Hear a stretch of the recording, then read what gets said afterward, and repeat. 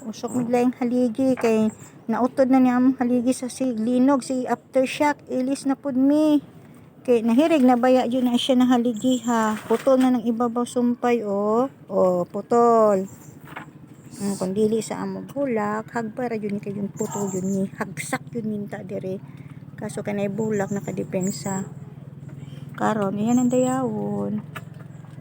Paabot pa mi pila ka adlaw bago ni dayaw niya ni diri banda kay dito mi sa unahan na mo giuna.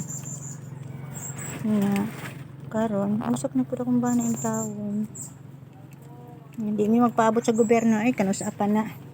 O gani ayuda gani pang konsumo gani pagkadugay-dugay. Sige na lang gani sige aftershock calamity. Inda lang pod kumhabot mi, maabtan mi wa mi kibalo. Wala lang. Usok pa more.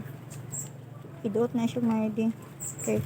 Dito na unahan kadto na medyo nadayon na yatang bagong slab. Muna din na may nahugno kana kadakan din ha. Nakausap naman niya. Diri na pud sa pikas na pod kay pareha masla pagkakuan nabali. Nahugno jud. Nahugno.